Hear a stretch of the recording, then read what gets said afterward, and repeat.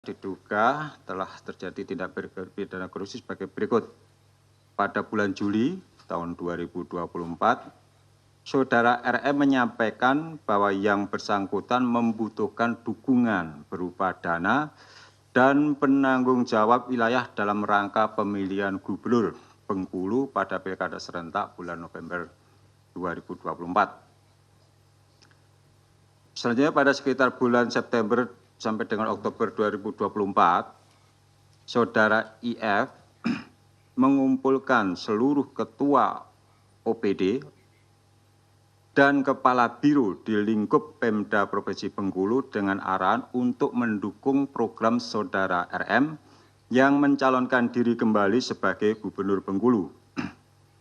Saudara SF menyerahkan uang sejumlah 200 juta rupiah kepada Saudara RM melalui Saudara EP dengan maksud agar Saudara SF tidak dinonjobkan sebagai kepala dinas. Saudara TS mengumpulkan uang sejumlah 500 juta yang berasal dari potongan anggaran ATK, alat tulis kantor, potongan SPPD, surat perintah perjalanan dinas, dan potongan tunjangan pegawai.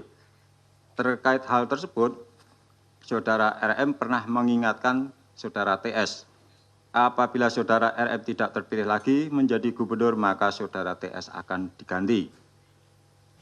Saudara SD mengumpulkan uang sejumlah 2,9 miliar. Saudara SD juga diminta Saudara RM untuk mencairkan honor PTT pegawai tidak tetap dan GTT guru tidak tetap seprovinsi Bengkulu sebelum tanggal 27 November tahun 2024. Jumlah honor per orang adalah 1 juta. Kemudian pada bulan Oktober 2024, Saudara FEP menyerahkan setoran donasi dari masing-masing satker di dalam tim pemenangan Kota Bengkulu kepada RM melalui EP sejumlah 1.405.000.000 rupiah.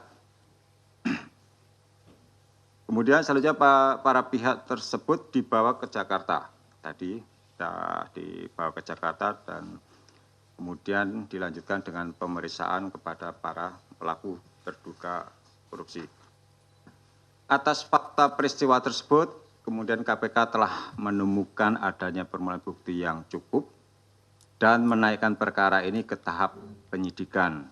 KPK selanjutnya menetapkan 3 orang sebagai tersangka, yaitu RM, Gubernur Bengkulu, IF, Sekretaris Daerah Provinsi Bengkulu, dan EP atau AC, ini Ajudan Gubernur Bengkulu. Atas perbuatannya, para tersangka disangka telah melanggar ketentuan pada pasal 12 huruf E dan pasal 12 huruf E ini pasal pemerasan dan pasal 12B besar gratifikasi. Undang-Undang Nomor 31 Tahun 99 sebagaimana telah dirubah dan Undang-Undang Nomor 20 Tahun 2001 juga pasal 5 KUHP. KPK selanjutnya akan melakukan penahanan kepada para tersangka untuk 20 hari pertama terhitung mulai hari ini tanggal 24 November tahun 2024 sampai dengan tanggal 13 Desember tahun 2024. Penahanan dilakukan di rutan cabang KPK. Apakah ada kaitannya dengan pilkada? Iya. Nah, tadi kan saya sampaikan kan, ini penggalangan terkait dengan dukungan, ya permintaan dukungan ini kan sudah dimulai dari bulan Juni-Juli ya. Jadi sebetulnya penyelidikan ini sudah ya beberapa bulan yang lalu, tidak baru kemarin hari Jumat. Kita dapat informasi dari masyarakat bahwa akan ada penyerahan uang. Itu titik puncaknya, tetapi rangkaian kegiatannya sendiri atau menurut bahasa kalian itu operasinya itu sudah lama lewat klarifikasi, verifikasi dari pelapor masyarakat yang mengikuti rapat-rapat itu ya, yang menyampaikan ke KPK, kita verifikasi kebenarannya, kemudian dari hasil rekaman karena pelapor juga menyampaikan sesuai dengan yang arahan RM, dia minta dukungan dari masing-masing kepala OPD, kepala dinas ya, dia menjadi tim sukses dan ada instruksi perintah untuk menghimpun sejumlah dana ya, termasuk ya lewat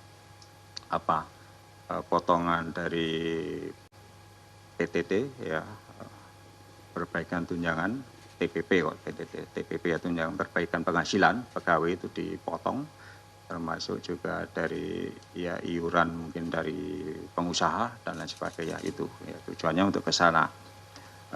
Jadi apakah ada nuansa politis? Saya kira tidak, karena saya sampaikan tadi bahwa penyelidikan dimulai sudah lalu, bahkan sebelum pendaftaran kali ya, sebelum pendaftaran calon. Ya. Calon sudah mulai melakukan penyelidikan. Tidak tahu partai mana yang mendukung, ya. Jadi tidak ada hubungannya dan saya pastikan itu ya tidak ada kaitannya dengan partai tertentu, warna tertentu. Ya, ini murni penindakan itu karena berdasarkan informasi dari masyarakat ya dan mungkin juga dari para pegawai yang merasa keberatan untuk membayar iuran yang diminta oleh RM tadi. Kemudian ya bagaimana mencegah money politik ya. Saya setelah kejadian ini mendapat WA dari beberapa nomor yang enggak saya kenal. Dia menyampaikan, Pak, ini di daerah tertentu juga sama. Gitu kan. Dia sebut bahkan sudah dalam taraf TSM, terstruktur, ya, sistematis, masif. Dan iya, ini kan sudah lama fenomena seperti ini kan, gitu kan. Bahkan dari kajian KPK bersama LIPI dan juga Mendagri sendiri kan sudah melakukan penghitungan rata-rata berapa sih biaya yang dibutuhkan oleh seorang kepala daerah itu, ya tingkat 2 itu kalau nggak salah ya itu 20 sampai 30 miliar. Kemudian tingkat provinsi sekitar 50 miliar. Itu baru untuk mencalonkan loh, ya biaya kampanye. Belum tentu menang. Kalau mau menang ya 2 kali lipat atau 3 kali lipat. Ya konon seperti itu. Jadi kemenangan itu ya banyak bergantung pada sejumlah uang nanti yang akan diberikan kepada masyarakat kan seperti itu. Salah satunya itu membeli suara.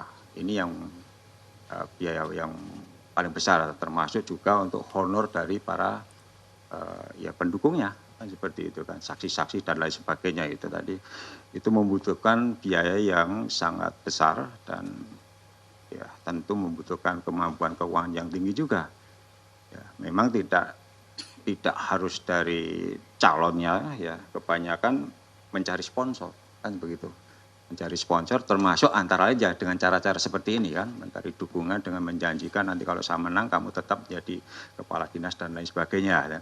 Kalau nggak mendukung kalau saya menang nanti saya ganti ya kan seperti itu jadi ada semacam pemaksaan intimidasi kepada para penyelenggara di daerah itu pejabat-pejabat di daerah termasuk pegawainya itu untuk mendukung petahana nah, ini yang terjadi dan ya kami meyakini hanya Bengkulu ya di wilayah yang lain kalau tahanannya yang maju barangkali sudah terjadi juga kan begitu kan informasi itu yang antara yang disampaikan ke saya tadi itu kan beberapa itu kan nah tentu untuk mencegah hal seperti itu tidak terjadi ya kita harus melakukan pendidikan politik kepada masyarakat kan begitu kan selalu kami sampaikan supaya pemilu itu berintegritas, pilkada berintegritas, kita ada 3 syarat ya.